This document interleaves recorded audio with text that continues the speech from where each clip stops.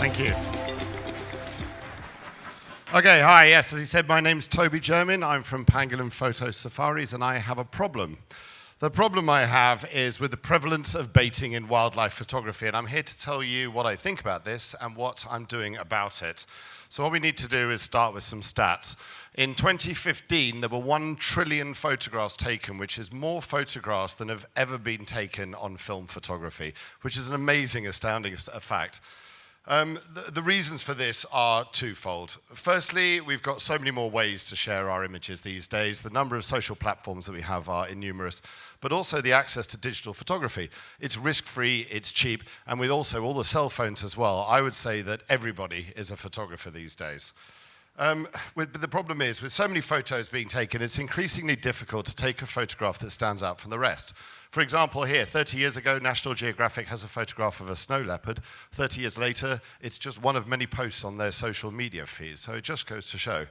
So why are we so anti-baiting? Well, we operate in the Toby, one of the best photographic parks in the region, but still people arrive and they want to push the ethical boundaries.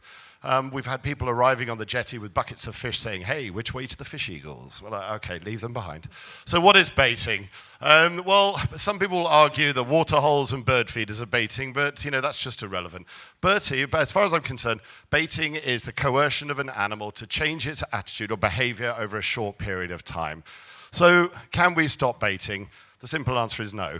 We can't be everywhere all at the same time, but what we can do is we can reduce the reasons why people bait, and that is for glory in competitions, magazines, newspapers, social media, for likes and everything.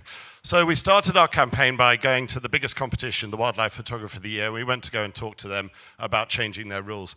Currently, they allow dead baiting, but not live baiting. But baiting is baiting, so it's completely wrong.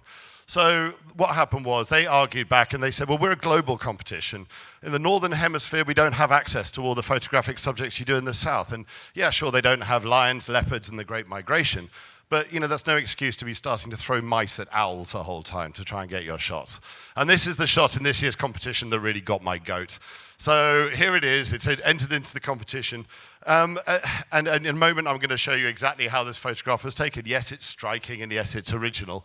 But unfortunately, it was taken by a Northern Hemisphere photographer in South Africa. And what they did was they dumped a carcass in this little pond where the crocodile climbed up a 15-foot bank, plonked itself in there, started chomping on the heart, and the photographer sat there in the hide taking photographs. And in my opinion, that's not wildlife photography. Also, the magazines have to be aware. Currently, if you put a photograph of somebody in a magazine of a person, you will insist upon a model release form. You'll want to have this model release form. So why don't we also ask the wildlife photographers to say, yes, this photograph was taken ethically. Even the Sunday Times fell for it last week. I found this one. Now, it's a pretty easy one to spot because fish don't tend to swim upside down. And also, a milky eye is hardly the greatest sign of freshness. So they can spot it. So my thing is basically, if you're going to get creative, you want to take a creative shot, learn your camera settings, learn how they work, and then sometimes some of the most ordinary subjects become extraordinary. There's no reason why we have to go and manifest these situations.